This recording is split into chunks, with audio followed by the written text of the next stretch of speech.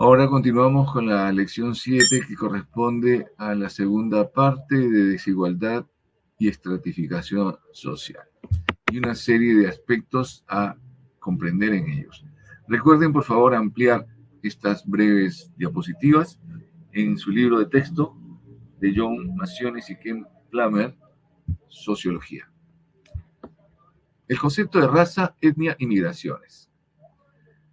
Muchos aspectos globales de estratificación y desigualdad, así como de conflicto, se originan por cuestiones de color de la piel o de diferencias étnicas e incluso corporales, culturales.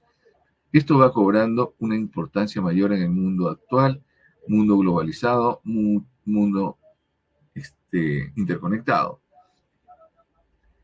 Las épocas oscuras de la exterminación de los judíos y de otras minorías durante el Holocausto nazi ha sido el acontecimiento más trágico de este ciclo, por ejemplo.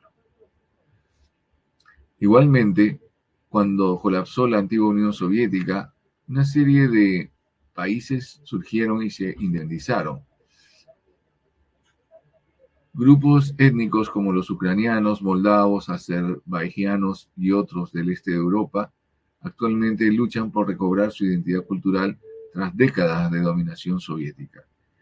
En el Oriente Medio, viejas tensiones siguen enfrentando a árabes y judíos, y en Sudáfrica, una nación que se unificó bajo el liderazgo de Nelson Mandela, los blancos y los negros siguen construyendo una nueva sociedad más justa y resolviendo sus conflictos.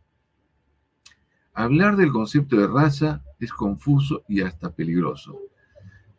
Mucho menos cuando se comprende que al principio de la humanidad solo teníamos un color de piel, el color oscuro, y luego los tonos de piel fueron cambiando mientras la raza humana se extendía, partiendo desde África a todos los continentes del mundo. Este concepto de raza se desarrolló entre los siglos XVIII y los siglos XIX y es relativamente un concepto propio de la era industrial. Se refiere a una categorización de los individuos por ciertos rasgos hereditarios que los miembros de una sociedad consideran socialmente significativos o relevantes. Por ello, las personas pueden clasificarse en grupos raciales por características físicas como el color de la piel, los rasgos del rostro, el tipo de pelo, la forma del cuerpo, etc. Pero reflexionemos, estas diferencias son superficiales. Unos y otros, todos somos miembros de la misma especie biológica. El término etnia, por otra parte, es válido, no solo cuando se aplica a grupos que son diferentes a nosotros por ser de alguna parte del planeta o de algunos rasgos. Cada persona en el planeta forma parte a su vez de una etnia compleja. Forman una etnia, la definición clásica, personas que comparten una herencia cultural también. Los miembros de una etnia tienen antepasados comunes, hablan la misma lengua, tienen la misma religión generalmente, y por todo esto tienen una identidad social propia o específica, y muchas veces un área geográfica específica, aunque esto no siempre, porque existen etnias que han sido desperdigadas por el mundo a raíz de diferentes conflictos sociales. Un tipo de prejuicio muy destructivo, muy negativo, es el racismo. El racismo es la creencia de que una raza es superior o inferior a otra. El racismo ha sido una constante negra y funesta en la historia de la humanidad. En la antigüedad, griegos, hindúes o chinos, a pesar de los avances de sus civilizaciones, por ejemplo, no tenían reparo en considerar a los otros, entre comillas, como seres inferiores. Las minorías raciales son grupos de personas que tienen los mismos rasgos físicos, comparten una cultura y que a menudo ocupan posiciones sociales subordinadas en las sociedades en que viven justamente por ser minorías. Son aisladas, segregadas socialmente por las mayorías. Algunos sociólogos usan el concepto de minoría con mayor amplitud para referirse, además de las minorías raciales y étnicas, a las personas minusválidas e incluso a las mujeres. Otros también emplean el concepto de minoría para referirse a las personas de una elección sexual diferente. Se los discrimina, ¿no?, a estas personas a menudo según la categoría a la que pertenecen. Si los prejuicios se refieren al ámbito de las creencias o cómo evalúan o juzgan ciertas cosas, la discriminación hace referencia al ámbito de las acciones y comportamientos. Igual que los prejuicios, la discriminación puede ser positiva cuando se llevan adelante medidas compensatorias de las que se benefician determinados grupos de personas, o negativa cuando se ponen obstáculos que impiden que ciertas personas puedan desenvolverse socialmente en las mismas condiciones que otras. Esta discriminación varía en intensidad y se manifiesta a veces de manera clara y abierta o a otras formas y en otros casos de manera sutil, oculta, disimulada y hasta rastrera. Una sociedad que permite el pluralismo cultural, racial, social, es aquella donde conviven en armonía distintos grupos étnicos y raciales. La mayoría de las sociedades occidentales, aunque en grado variable, son pluralistas en varias dimensiones. Por ejemplo, ofrecen servicios educativos, de sanidad y otros a todos los miembros de la sociedad, independientemente de su etnia o raza, ya que todos son iguales ante la ley.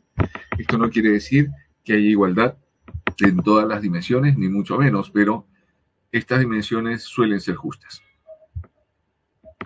El proceso de asimilación es un proceso según el cual una minoría va incorporando o hace suyos rasgos culturales de la mayoría, ya sean sus valores, lengua, religión, etc. La asimilación implica cambiar el modo de vestir, los valores, la religión, el idioma o los amigos. Se habla de la metáfora del crisol de culturas en el que varias naciones se funden para crear una nueva, pero la asimilación refiere a cuando una minoría tiene que adaptarse a las otras mayorías para poder ser aceptados o reconocidos, o muchas veces para evitar ese proceso de segregación de la que son impactados, ¿no? No necesitamos mencionar los muchos casos de asimilación, sobre todo en las sociedades andinas latinoamericanas o en sociedades de minorías de otros países que se tienen que dar el momento de adaptarse y dejar viejas culturas para ser aceptados. Existe segregación cuando los grupos étnicos o raciales viven separados física y socialmente. Puede haber barrios, guetos, apartheid. En ocasiones una minoría decide también segregarse voluntariamente, como es el caso de los Amish en Pensilvania, en el estado de Pensilvania. Pero estas son excepciones. La segregación ocurre en la mayoría de los casos por voluntad de la mayoría y se materializa en la habilitación de hospitales, colegios, viviendas o regiones para exclusivo uso de una u otra raza o etnia. No necesitamos aquí mencionar los casos de las reservaciones indias que se dieron en los países de Norteamérica. El genocidio es una situación extrema que implica la aniquilación sistemática de una categoría de personas. Se habla del eufemismo de limpieza étnica. Los acontecimientos, por ejemplo, en Bosnia y en los Balcanes, lo han hecho tristemente actual. Ese acto genocida es un acto tan brutal, ¿no?, que muchos no lo podemos comprender porque supone violar las mínimas normas éticas y morales que toda sociedad civilizada da por supuestas. El fenómeno migratorio implica que en el mundo existan más de 100 millones de migrantes, de los cuales casi 20 son refugiados. Si queremos entender bien una sociedad y analizarla en sus distintas dimensiones, como estratificación social, cultura, normas y valores, instituciones políticas y demás, es importantísimo que tengamos en cuenta los flujos migratorios pasados y presentes característicos en esa sociedad. En todo el mundo, guerras, genocidios, conflictos y desastres obligan a la gente a migrar abandonando sus hogares. Esto a veces genera asentamientos de refugiados, largas travesías con sufrimientos y hasta muerte para encontrar un nuevo hogar. Afganistán tiene una población de alrededor de 28 millones de personas, con varios millones viviendo en campos de refugiados en Pakistán e Irán, por ejemplo. En relación al género y la sexualidad, podemos pensar que Hacerse un hombre o hacerse una mujer como identidad es un simple proceso natural de desarrollo o de origen genético, pero las interpretaciones culturales sobre lo que es masculino o femenino han variado mucho de una sociedad a otra a lo largo de la historia. Además que no solo han cambiado los significados culturales de poder y de rol, sino también las actividades sexuales de la gente. Esto forma parte del orden de género, de las distintas maneras en que las sociedades transforman las nociones de masculinidad y feminidad y cómo las orienta hacia las relaciones de poder. Cuando este concepto se aplica a grupos o ámbitos más reducidos como familias o escuelas, podemos hablar del funcionamiento del régimen de género, ¿no?, que es el orden tal y como funciona en contextos más reducidos. Sociedades patriarcales, sociedades feudales existen aún en muchos ámbitos rurales. Los sociólogos hacen distinciones conceptuales. El sexo se refiere a la diferenciación biológica entre machos y hembras. Hay 6 componentes principales: la composición cromosomática, los órganos reproductores, los genitales externos e internos, el componente hormonal y las características sexuales secundarias como la barba u otras. El término género, por otra parte, se refiere a los aspectos sociales asociados a las diferencias sexuales. El género está presente en toda la vida social y tiene una enorme influencia en la visión que tenemos de nosotros mismos, las relaciones con los demás y cómo nos desenvolvemos en nuestro trabajo y vida diaria. Sin embargo, el género es mucho más que la distinción social entre sexos. Implica sentidos de jerarquía y de poder, ya que los géneros de los hombres acaparan una cantidad mucho mayor de los recursos sociales que del género de las mujeres. El género, por lo tanto, tiene un lugar central en la organización social.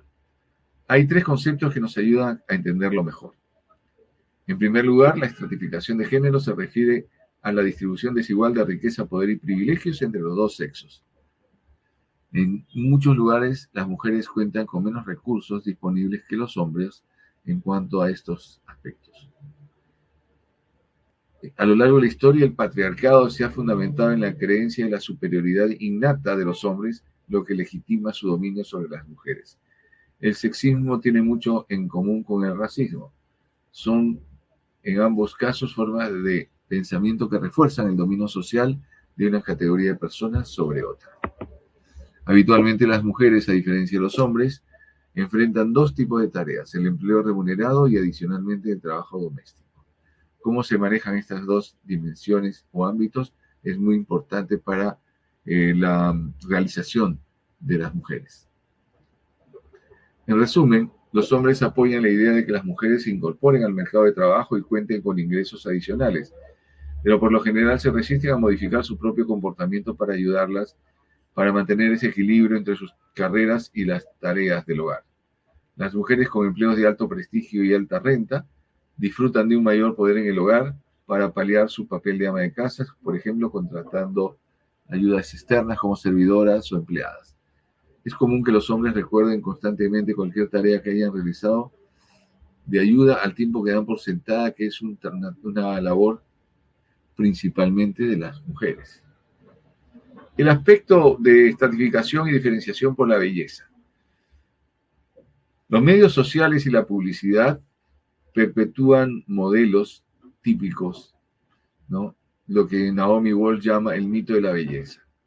Esta autora defiende que la sociedad enseña a las mujeres a medir el logro, la satisfacción y la importancia personal que ellas tengan en términos de la apariencia física. Sin embargo, este mito determina además cánones de belleza inalcanzables para la mayoría de las mujeres, de manera que la búsqueda de la belleza conduce a un callejón sin salida para la mayoría de ellas. Desde la perspectiva analítica, las diferencias de género implican no solo diferencias en comportamiento, sino entonces en desigualdades de poder. Ideas convencionales que existen sobre el género benefician tradicionalmente a los hombres y someten a las mujeres al prejuicio, discriminación y en ocasiones a la violencia directa, con un trato similar al que reciben las minorías étnicas y raciales.